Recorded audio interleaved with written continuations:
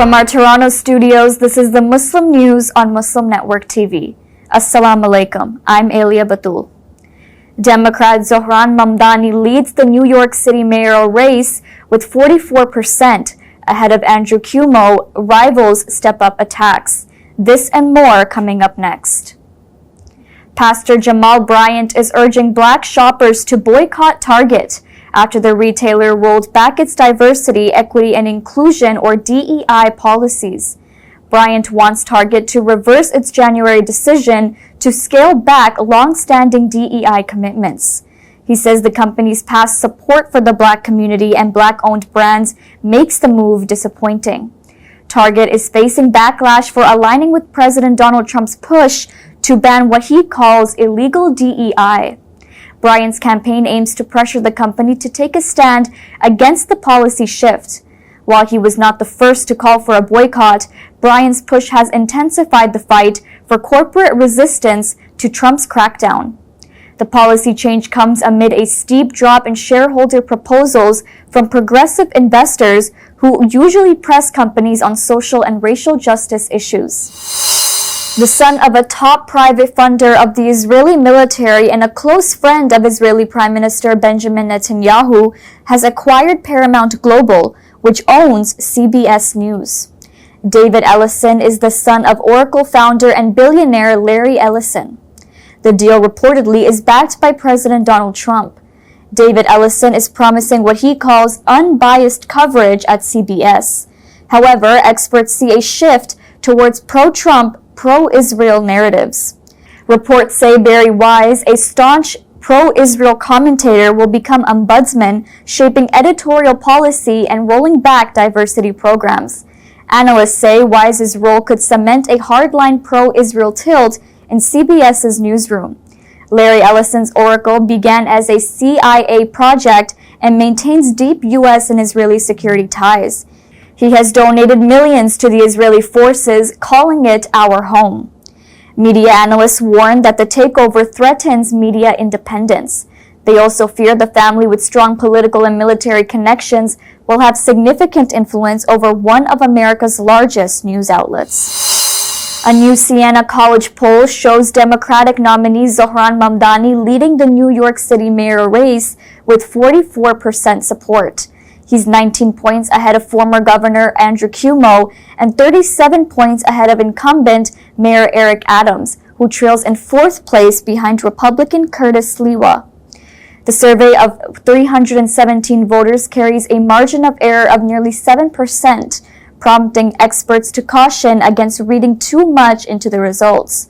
Political consultant Hank Shinkampf says it's not a good day for Adams or Sliwa and that Mamdani should be polling higher. The campaign has, however, turned personal. Cuomo has targeted Mamdani's rent-stabilized apartment, dubbing it Rentgate. Mamdani accuses Cuomo of avoiding real issues. The two have also traded jabs on social media, with Cuomo demanding Mamdani's lease and Mamdani calling for Cuomo's consulting client list. A New York Magazine investigation has accused the Anti-Defamation League, or ADL, of shifting its focus.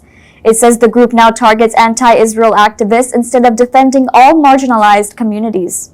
The report cites more than 40 current and former staff, donors, and board members. It claims the ADL, under Jonathan Greenblat, has compared groups like Student for Justice in Palestine and Jewish Voice for Peace to far-right extremists. It also says the ADL aligned with Trump-era policies and defended Elon Musk over a Roman salute, which has been compared to a Nazi salute by other Jewish organizations at President Donald Trump's inauguration in January. Greenblat told the New York Times the claims are false. He said the ADL works with both Republican and Democratic administrations. He claimed that most anti-Israel protests are not counted as anti-Semitic. Saying Free Palestine isn't anti-Semitic, he said. He called Gaza's famine heart-wrenching, but not genocide, blamed Hamas for the toll, and urged a ceasefire, prisoner releases, and unrestricted aid. Former Israeli Knesset Speaker Avraham Berg is calling on 1 million Jews worldwide to join a legal complaint against Israel at the International Court of Justice, or ICJ. He is accusing Israel of crimes against humanity in Gaza. Berg, who led the Jewish Agency and World Zionist Organization, said the move is not a rejection of Jewish identity, but a defense of its moral soul. He urged individuals, communities, and organizations to sign on, declaring, "We will not allow Judaism to be a cover for crimes."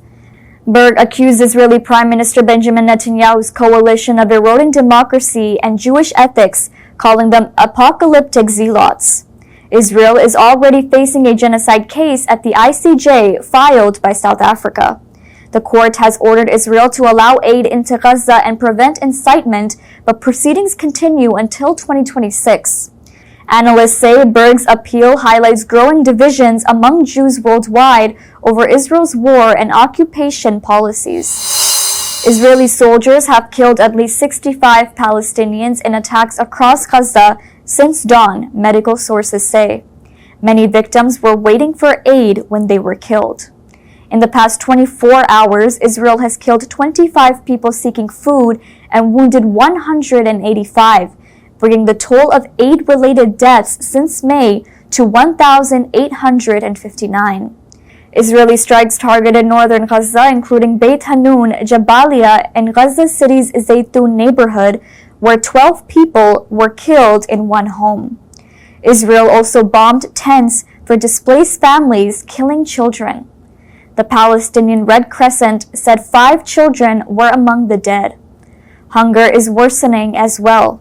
The Palestinian Health Ministry in Gaza reports at least 8 starvation deaths in 24 hours, raising the toll to 235, including 106 children. UNRWA's chief said more than 100 children have died from malnutrition. Since October 2023, Israel's genocide has killed over 65,000 Palestinians, mostly women, children, and the elderly. A Hamas delegation is in Egypt for ceasefire talks, but Israeli forces continue advancing on Gaza City. Australia will recognize a Palestinian state at next month's UN Assembly, drawing Israeli condemnation. Details coming up next.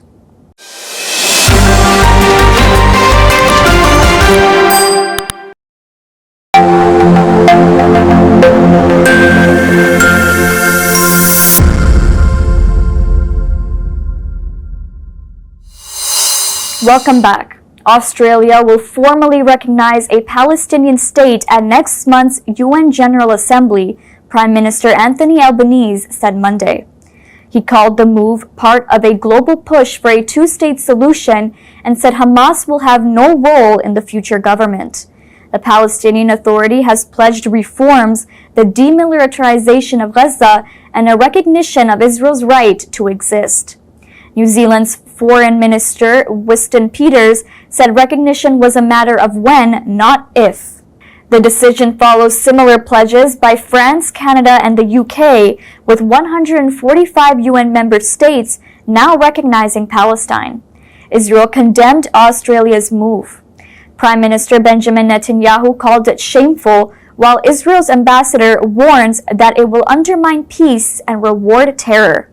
Australian Jewish leaders said it betrays Israeli prisoners in Gaza.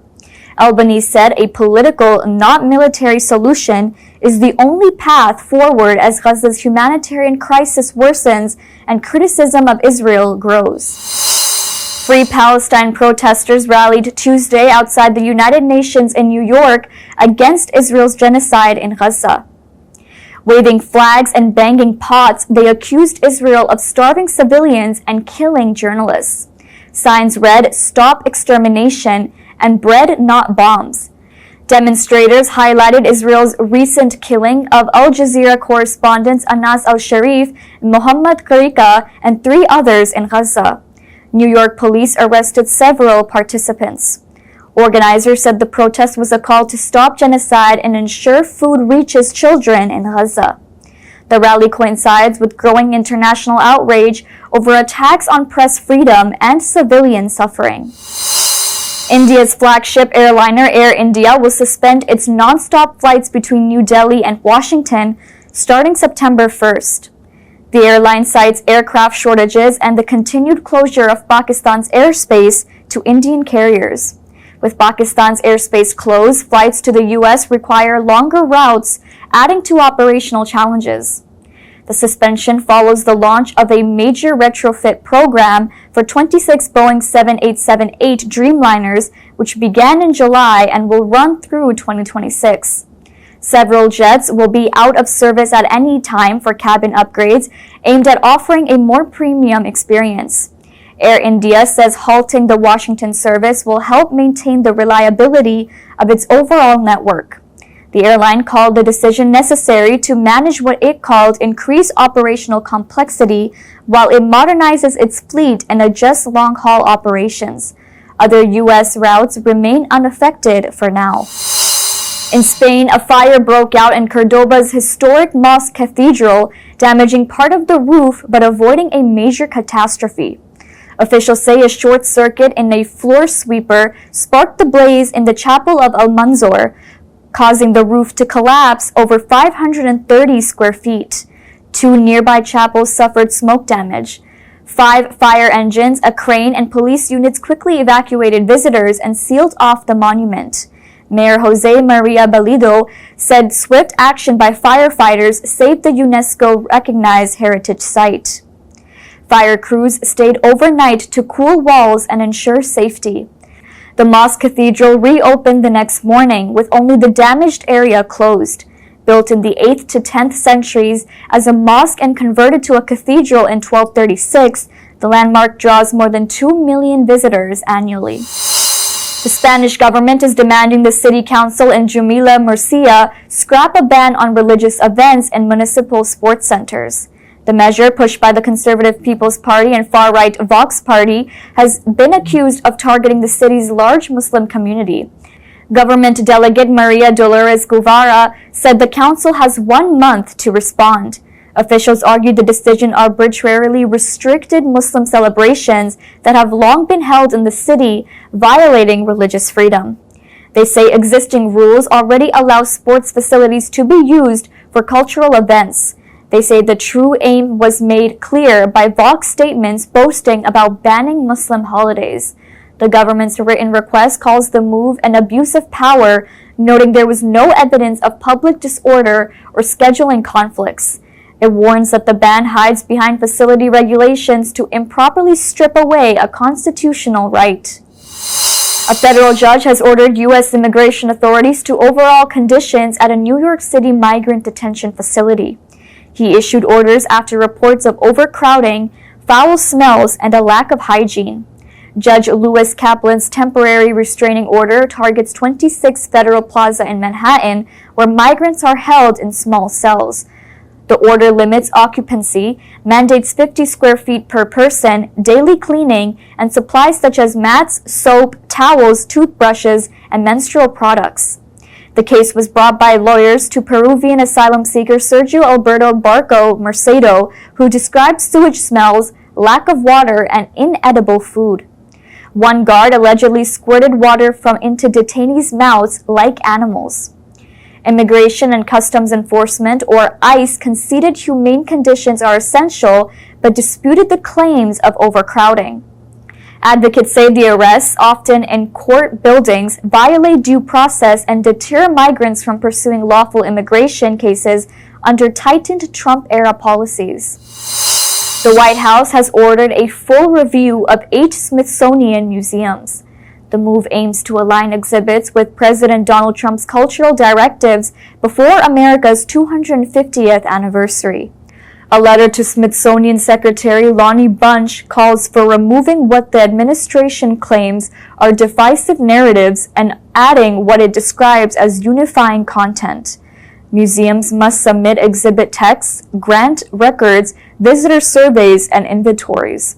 Deadlines are set for 30, 75, and 120 days.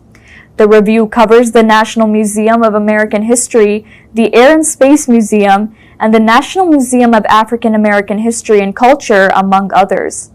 At least one exhibit has already changed, removing references to Trump's impeachments. Experts say the plan threatens museum independence. Georgetown professor Lisa Strong warns that content should not be altered for political gain.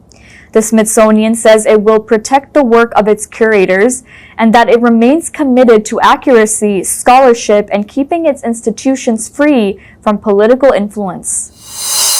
That's all from our Toronto studios. Thank you for watching Muslim News. We are a community channel dedicated to bringing you stories you can trust. Please like, share, and subscribe to our content. You can also comment to let us know what you think of our coverage. You can donate now by visiting muslimnetwork.tv/donate. For more content, keep watching Muslim Network TV. Salam.